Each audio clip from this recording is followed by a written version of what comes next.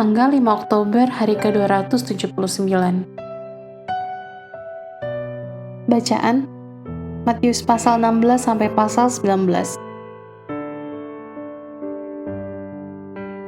Prinsip-prinsip Sang Raja.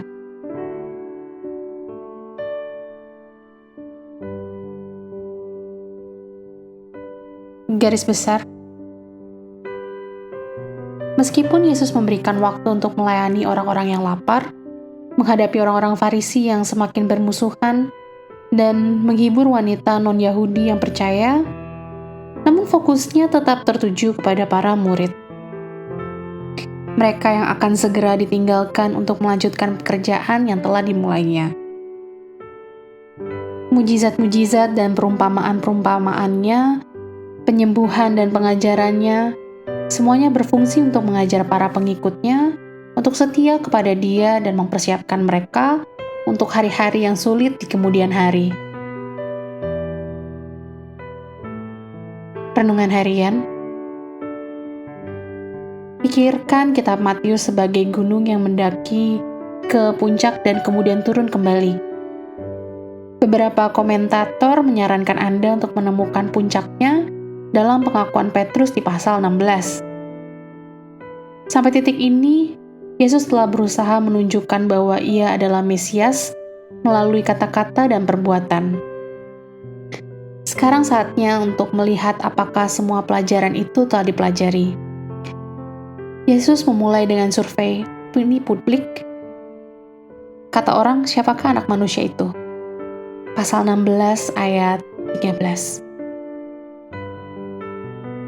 Murid-muridnya melaporkan bahwa beberapa orang mengatakan bahwa dia adalah Yohanes, yang lain berkata bahwa dia adalah Elia atau salah satu dari para nabi.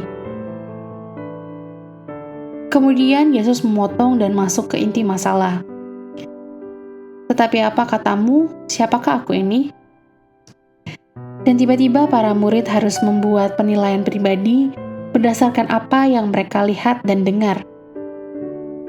Berdasarkan apa yang telah Anda baca di paruh pertama Injil Matius, apa tanggapan Anda terhadap pertanyaan Yesus yang tajam ini? Menurut Anda, siapakah aku? Sekarang baca Matius pasal 16 ayat 16 untuk menemukan jawaban yang benar. Ambil beberapa saat untuk mempertimbangkan apakah jawaban itu juga merupakan jawaban Anda pribadi.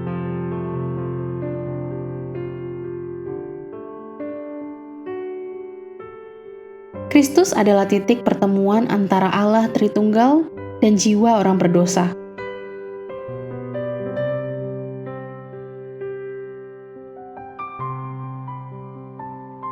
Pendalaman. Komentar yang terinspirasi dari peristiwa perubahan rupa Yesus. Matius pasal 17 ayat 9. Apa artinya transfigurasi atau perubahan rupa Yesus? Petrus, salah satu saksi, memberikan penjelasan yang diilhami dalam 2 Petrus pasal 1 ayat 17-18. Peristiwa itu adalah pengungkapan dari kemuliaan Yesus, sebuah pratinjau sekilas tentang seperti apa surga itu nantinya. Ada yang hilang, Matius pasal 19 ayat 20. Pemuda kaya itu memiliki semuanya, uang, status, moral, reputasi yang baik. Namun dia tampaknya tahu ada sesuatu yang hilang. Jika tidak, dia tidak akan menanyakan pertanyaan itu kepada Yesus. Pasal 19 ayat 20.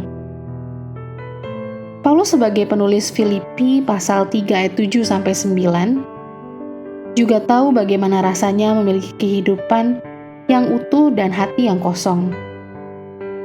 Menurut Anda, apa yang akan Paulus katakan kepada pemuda yang berjalan menjauh dari Yesus itu?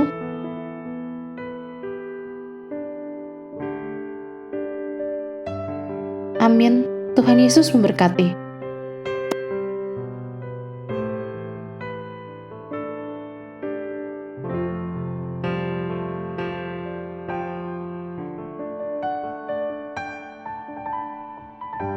Matius pasal 16.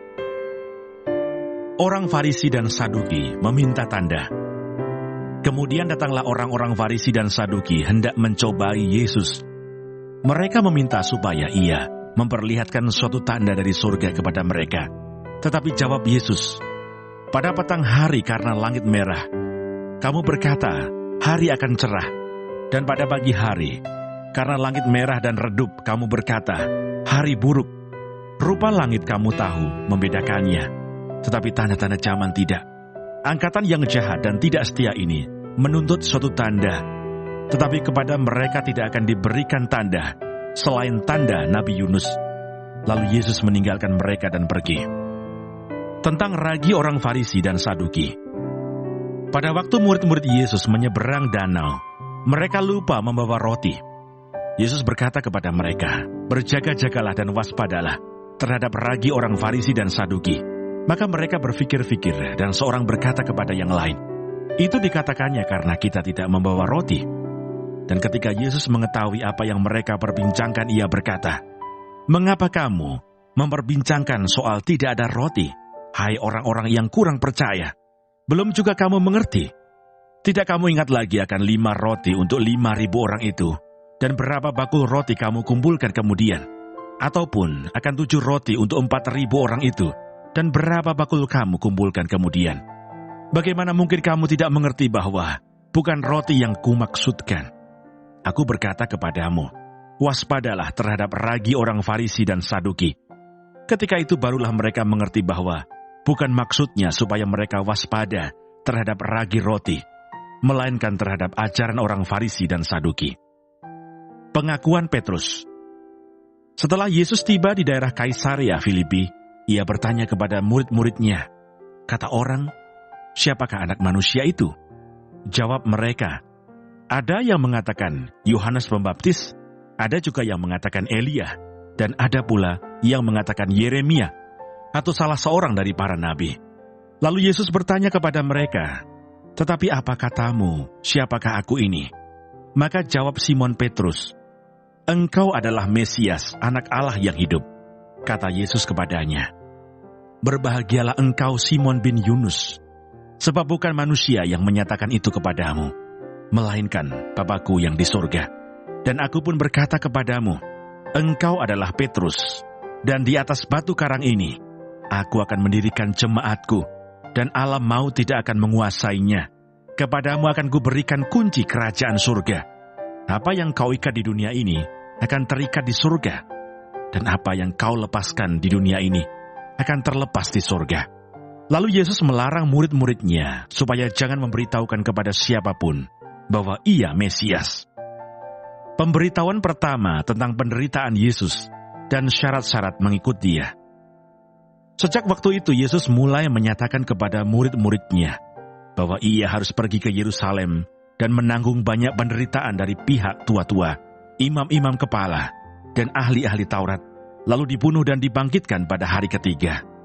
Tetapi Petrus menarik Yesus ke samping dan menegur Dia, katanya, "Tuhan, kiranya Allah menjauhkan hal itu. Hal itu sekali-kali takkan menimpa engkau."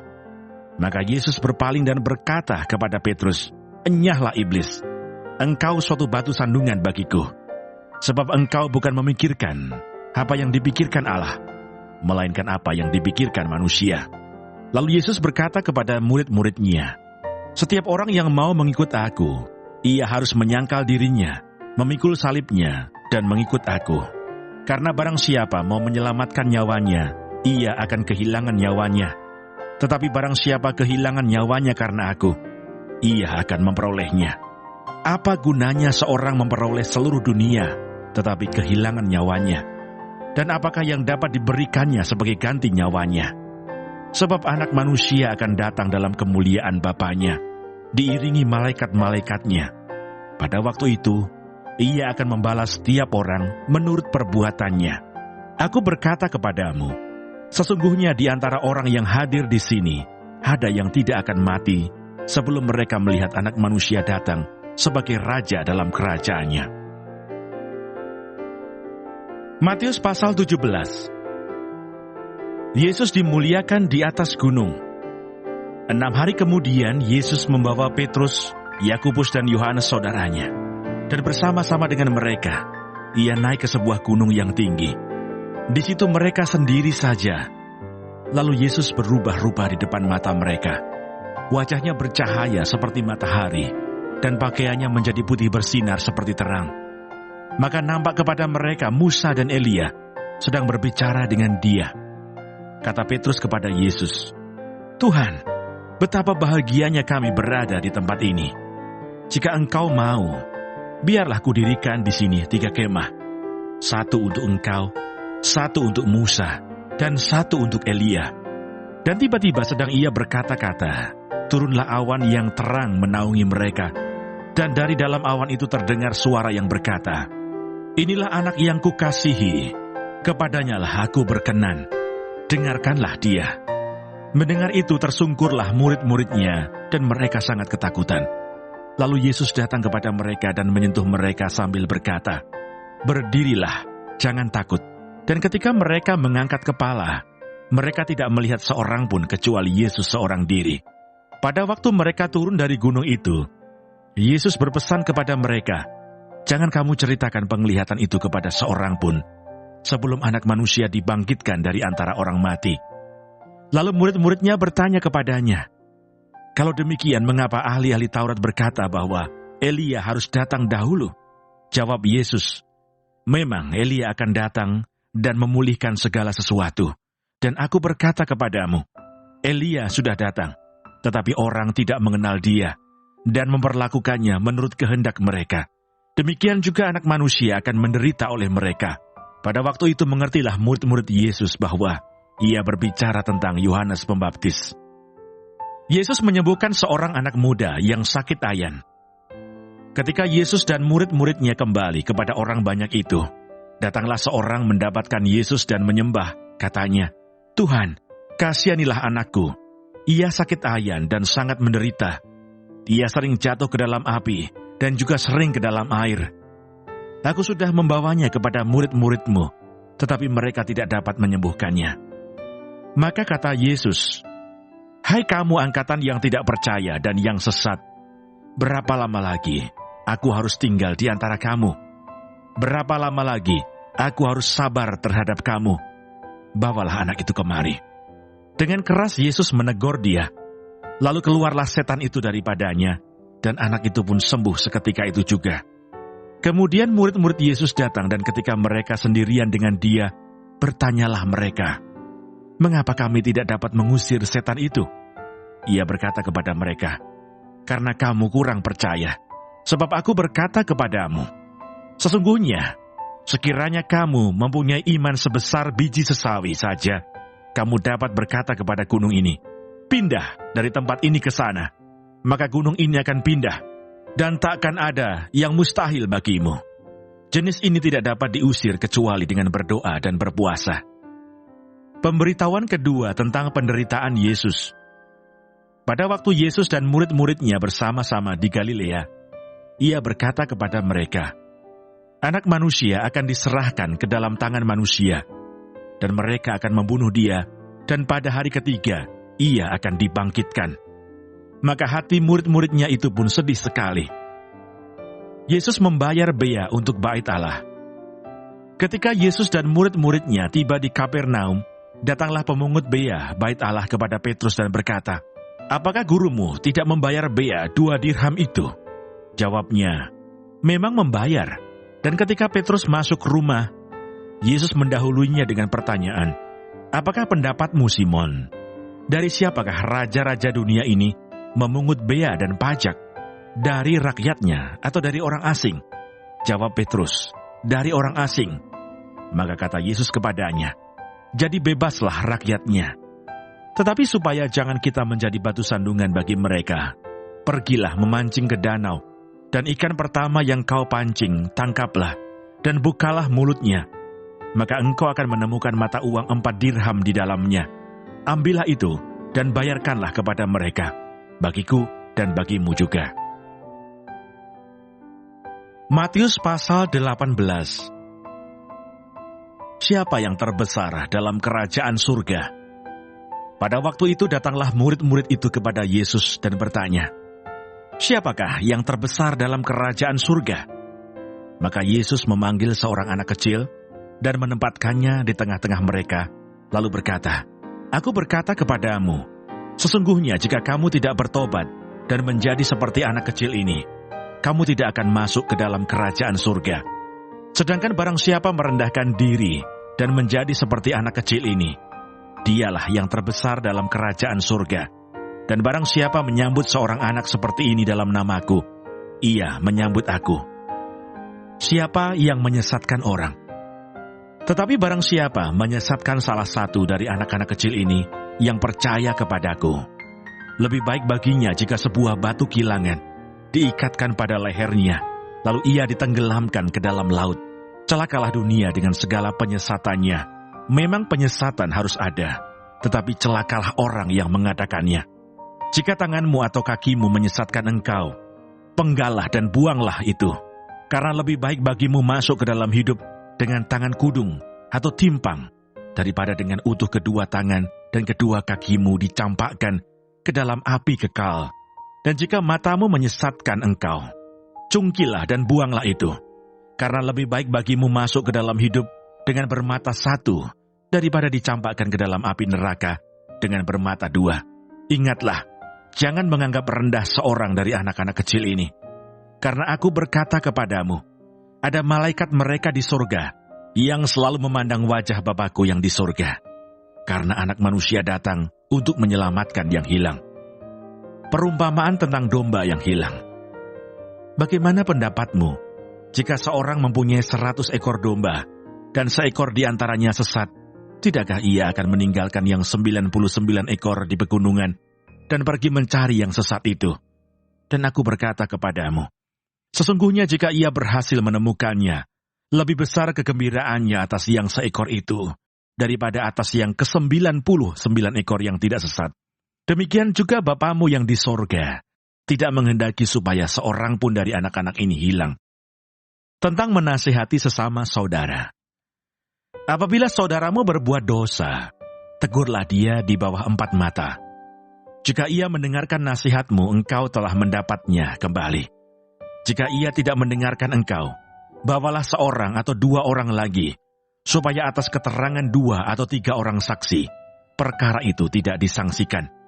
Jika ia tidak mau mendengarkan mereka, sampaikanlah soalnya kepada jemaat.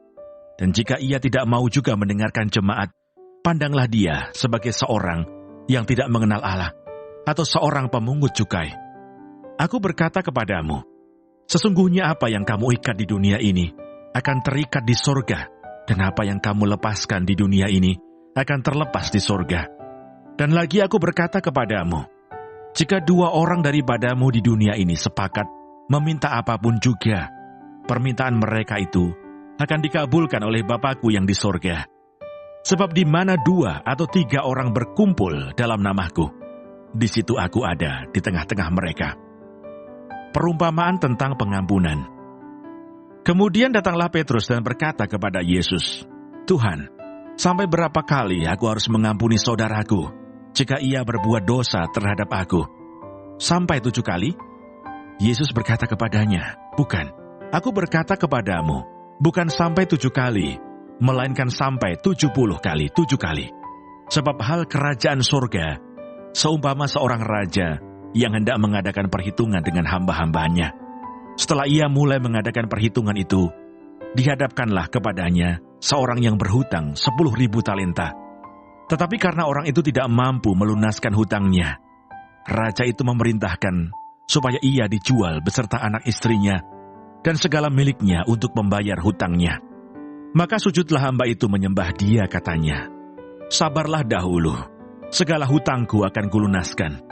Lalu tergeraklah hati raja itu oleh belas kasihan akan hamba itu, sehingga ia membebaskannya dan menghapuskan hutangnya. Tetapi ketika hamba itu keluar, ia bertemu dengan seorang hamba lain yang berhutang 100 dinar kepadanya. Ia menangkap dan mencekik kawannya itu, katanya, bayar hutangmu. Maka sujudlah kawannya itu dan memohon kepadanya, sabarlah dahulu, hutangku itu akan kulunaskan. Tetapi ia menolak dan menyerahkan kawannya itu ke dalam penjara sampai dilunaskannya hutangnya. Melihat itu kawan-kawannya yang lain sangat sedih, lalu menyampaikan segala yang terjadi kepada tuan mereka.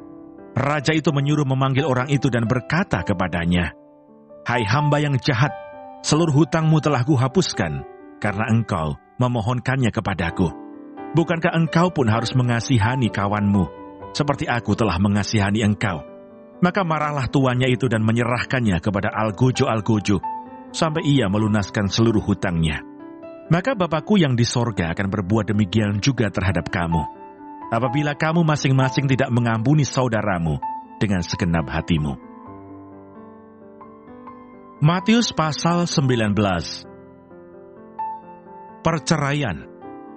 Setelah Yesus selesai dengan pengajarannya itu, berangkatlah ia dari Galilea dan tiba di daerah Yudea yang di seberang sungai Yordan. Orang banyak berbondong-bondong mengikuti dia, dan ia pun menyembuhkan mereka di sana. Maka datanglah orang-orang Farisi kepadanya untuk mencobai dia. Mereka bertanya, "Apakah diperbolehkan orang menceraikan istrinya dengan alasan apa saja?" Jawab Yesus, "Tidakkah kamu baca bahwa Ia yang menciptakan manusia sejak semula, menjadikan mereka laki-laki dan perempuan, dan firman-Nya, sebab itu laki-laki akan meninggalkan ayah dan ibunya, dan bersatu dengan istrinya, sehingga keduanya itu menjadi satu daging. Demikianlah mereka bukan lagi dua, melainkan satu. Karena itu, apa yang telah dipersatukan Allah, tidak boleh diceraikan manusia." Kata mereka kepadanya, "Jika demikian, apakah sebabnya Musa memerintahkan untuk memberikan surat cerai jika orang menceraikan istrinya?" Kata Yesus kepada mereka, "Karena ketegaran hatimu, Musa mengizinkan kamu menceraikan istrimu. Tetapi sejak semula tidaklah demikian. Tetapi aku berkata kepadamu, barang siapa menceraikan istrinya, kecuali karena zina, lalu kawin dengan perempuan lain, ia berbuat zina." Murid-murid itu berkata kepadanya, "Jika demikian halnya hubungan antara suami dan istri, lebih baik jangan kawin." Akan tetapi ia berkata kepada mereka, "Tidak semua orang dapat mengerti perkataan itu. Hanya mereka yang dikaruniai saja. Ada orang yang tidak dapat kawin karena ia memang lahir demikian dari rahim ibunya. Dan ada orang yang dijadikan demikian oleh orang lain. Dan ada orang yang membuat dirinya demikian karena kemauannya sendiri, oleh karena kerajaan surga. Siapa yang dapat mengerti, hendaklah ia mengerti." Yesus memberkati anak-anak. Lalu orang membawa anak-anak kecil kepada Yesus, supaya ia meletakkan tangannya atas mereka dan mendoakan mereka. Akan tetapi murid-muridnya memarahi orang-orang itu. Tetapi Yesus berkata, "Biarkanlah anak-anak itu, janganlah menghalang-halangi mereka datang kepadaku. Sebab orang-orang yang seperti itulah yang empunya kerajaan surga." Lalu ia meletakkan tangannya atas mereka, dan kemudian ia berangkat dari situ. Orang muda yang kaya. Ada seorang datang kepada Yesus dan berkata, "Guru, perbuatan baik apakah yang harus kuperbuat untuk memperoleh hidup yang kekal?" Jawab Yesus, "Apakah sebabnya engkau bertanya kepadaku tentang apa yang baik? Hanya satu yang baik. Tetapi jikalau engkau ingin masuk ke dalam hidup, turutilah segala perintah Allah." Kata orang itu kepadanya, "Perintah yang mana?" Kata Yesus, "Jangan membunuh, jangan berzina, jangan mencuri, jangan mengucapkan saksi dusta. Hormatilah ayahmu dan ibumu, dan kasihilah sesamamu manusia seperti dirimu sendiri." Kata orang muda itu kepadanya, "Semuanya itu telah kuturuti, apalagi yang masih kurang?" Kata Yesus kepadanya, "Jikalau engkau hendak sempurna, pergilah, jualah segala milikmu, dan berikanlah itu kepada orang-orang miskin, maka engkau akan beroleh harta di sorga. Kemudian datanglah kemari dan ikutlah aku." Ketika orang muda itu mendengar perkataan itu, pergilah ia dengan sedih, sebab banyak hartanya. Yesus berkata kepada murid-muridnya, "Aku berkata kepadamu, sesungguhnya sukar sekali bagi seorang kaya untuk masuk ke dalam kerajaan surga. Sekali lagi aku berkata kepadamu, lebih mudah seekor unta masuk melalui lubang jarum daripada seorang kaya masuk ke dalam kerajaan Allah." Ketika murid-murid mendengar itu, sangat gemparlah mereka dan berkata, "Jika demikian, siapakah yang dapat diselamatkan?" Yesus memandang mereka dan berkata, "Bagi manusia hal ini tidak mungkin, tetapi bagi Allah, segala sesuatu mungkin. Upah mengikut Yesus. Lalu Petrus menjawab dan berkata kepada Yesus, "Kami ini telah meninggalkan segala sesuatu dan mengikut Engkau. Jadi apakah yang akan kami peroleh?" Kata Yesus kepada mereka, "Aku berkata kepadamu, sesungguhnya pada waktu penciptaan kembali, apabila Anak Manusia bersemayam di tahta kemuliaannya, kamu yang telah mengikut Aku akan duduk juga di atas 12 tahta untuk menghakimi kedua belah suku Israel. Dan setiap orang yang karena namaku meninggalkan rumahnya, saudaranya laki-laki atau saudaranya perempuan, bapak atau ibunya, anak-anak atau ladangnya, akan menerima kembali 100 kali lipat dan akan memperoleh hidup yang kekal. Tetapi banyak orang yang terdahulu akan menjadi yang terakhir, dan yang terakhir akan menjadi yang terdahulu."